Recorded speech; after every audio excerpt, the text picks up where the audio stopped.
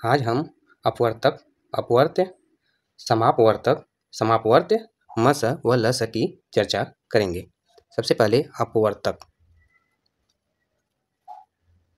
अपवर्तक की परिभाषा: वह संख्या या व्यंजक, वह संख्या या व्यंजक जो दी हुई संख्या, जो किसी दी हुई संख्या या व्यंजक को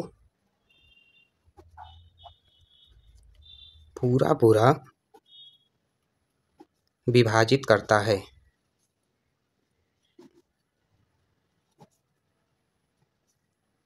अपवर्तक कहलाता है।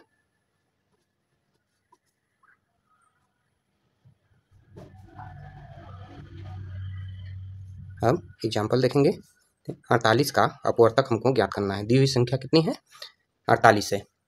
अब हम देखेंगे कि यह किससे कटेगा। 1 से पूरा विभाजित होगा, 2 से होगा, 3 से होगा, 4 से होगा, 6 से होगा, 8 से होगा, 12 से होगा, 16 से होगा, 24 से होगा और 48 से होगा।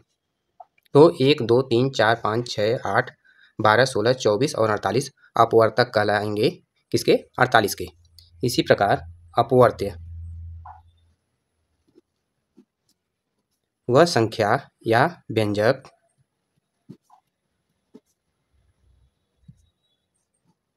जो किसी दी हुई संख्या या व्यंजक से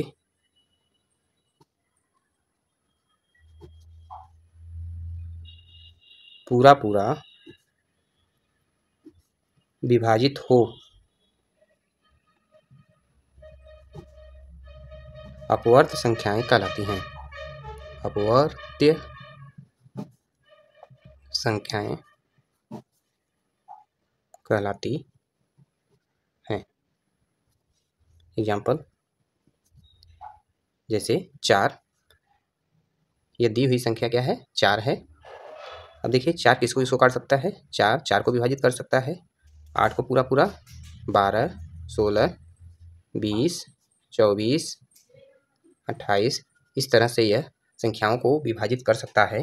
तो यहाँ पे संख्याएं 4, 8, 12, 16, 20 यह सब संख्याएं अपवर्त्य संख्याएं कहलाएंगी। गुणनखंड, फैक्टर्स, गुणज, मल्टीपल्स और उसके गुण के बारे में चर्चा करेंगे। तो सबसे पहले हम देखते हैं अपवर्त्य। अपवर्त्य, अपवर्त्य को और क्या कहते हैं? इसको गुणज भी बोलते हैं। क्या कहते हैं? गुणज। और इसको हम क्या कहते हैं? मल्टीपल कहते हैं।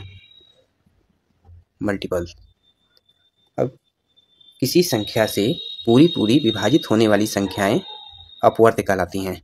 जैसे 4 के अपवर्त्य के बारे में हम चर्चा करेंगे। 4 का अपवर्त्य, तो 4 का अपवर्त्य 4, ये 4 से पूरी विभाजित होगी। तो 4, 8, 12, 16, 20, 24, 28, 32, 36 इस तरह से हम आगे बढ़ेंगे। इसी प्रकार हम एक और संख्या देख लेते हैं। 6 के अपवर्त्य। 6 के अपवर्त्य या 6 के गुणज कौन कौन से हैं? 6 है, 12 है, 18 है, 24 है, 30 है, 36 है, 42 है। इस तरह से यह आगे बढ़ेगा। अब हम उभयनिष्ठ गुणज या समापवर्त्य की चर्चा करते हैं। समापवर्त्य, इसको हम क्या कहते हैं? उभयनिष्ठ गुणज, कॉमन मल्टीपल।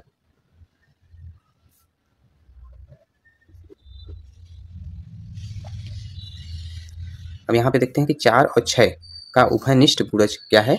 जो 4 का भी अपवर्त्य हो और 6 का भी अपवर्त्य हो, उसको समापवर्त्य या उभयनिष्ठ गुणज कहते हैं। तो 4 और 6 का समापवर्त्य। यहाँ पे देखिए, यहाँ पे 12 इसमें भी है, 6 का अपवर्त्य भी 12 है और 4 का भी है। और आगे देखते हैं 24, यह 4 का भी अपवर्त्य है और 6 का भी है। यहाँ पे देखिए 36 जो 4 का अपवर्त्य है और 6 का भी अपवर्त्य है। तो यह 4 और 6 का समापवर्त कितना हुआ? 12, 24, 36। इस तरह से अब हम यहाँ पे समापवर्त से हम लघुत्तम समापवर्त भी ज्ञात करते हैं। तो 4 और 6 का लघुत्तम समापवर्त्य, इसको हम बोलते हैं लिस्ट कॉमन मल्टीपल। अब देखिए कि सबसे इसमें जो भी समापवर्त्य है इसमें सबसे छोटा क्या है? तो इसमें सबसे छोटा 12 है। तो 4 और 6 का लघुत्तम समापवर्त कितना हुआ? 12 हुआ। अब हम देखते हैं कि अपवर्तक किसे कहते हैं। अपवर्तक,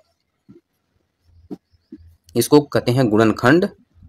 गुणनखंड इसको बोलते हैं फैक्टर्स। फैक्टर्स वह संख्या जो दी हुई संख्याओं को पूर्ण रूप से विभाजित कर सके। वह संख्या जो दी हुई संख्याओं को पूर्ण रूप से विभाजित कर सके। जैसे 12 के अपवर्तक,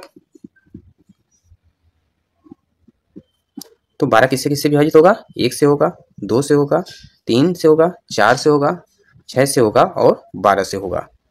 तो 12 के अपवर्तक। इसी प्रकार हम देखते हैं कि 18 के अपवर्तक। 18 के अपवर्तक कौन कौन से हैं? 1 होगा, 2 होगा, 3 होगा, 6 से भी विभाजित होगा, 9 से होगा और 18 से होगा।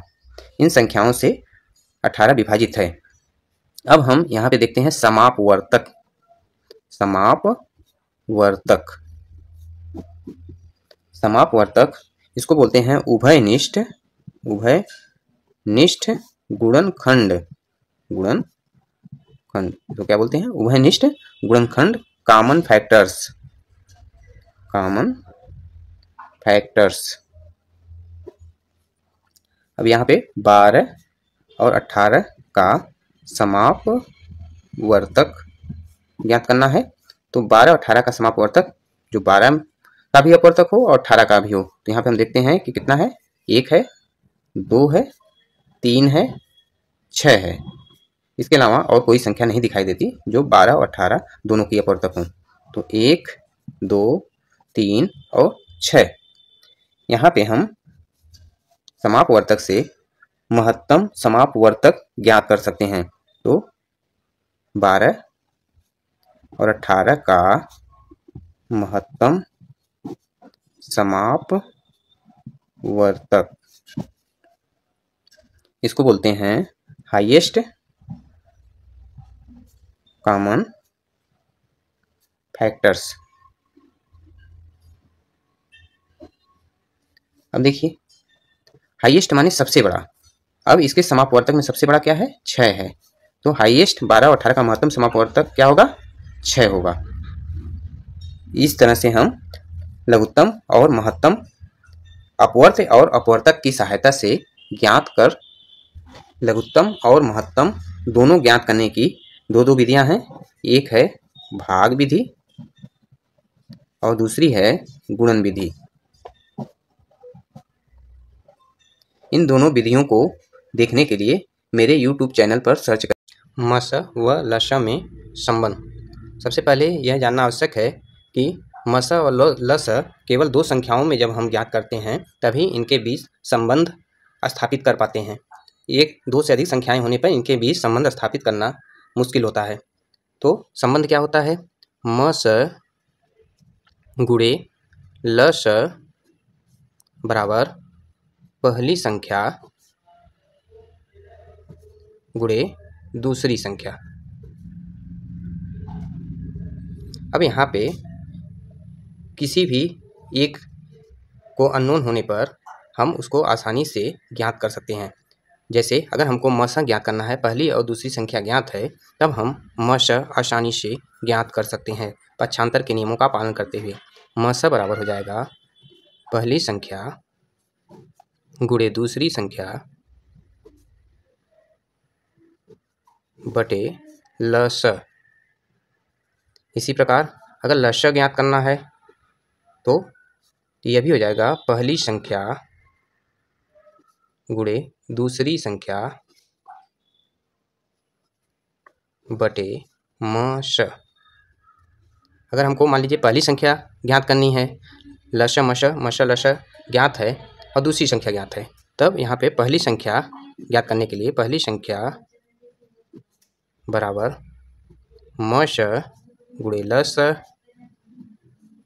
बटे दूसरी संख्या।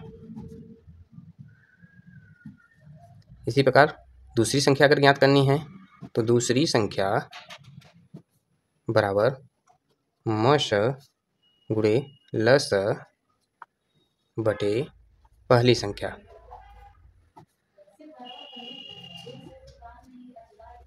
अब हम देखते हैं, मान लीजिए पहली संख्या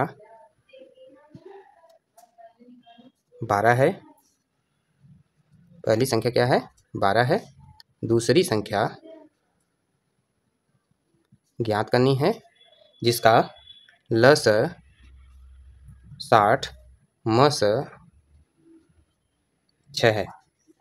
अब यहाँ पे दूसरी संख्या बराबर होती है, जानते हैं कि दूसरी संख्या बराबर होती है मश गुणे लस बटे पहली संख्या। अब मस कितना दिया गया है, मस 6 लस 60 गुणे 60 बटे पहली संख्या कितनी है 12। अब हम देखते हैं 12 इकाई 12, 12 पचे 60, 6 पचे 30, तो दूसरी संख्या कितनी मिलेगी हमको 30 मिलेगी। इस तरह से हम लस मश पहली संख्या दूसरी संख्या में एक अननोन होने पर हम आसानी से उसको ज्ञात कर सकते हैं। Do like, share, comment and subscribe now.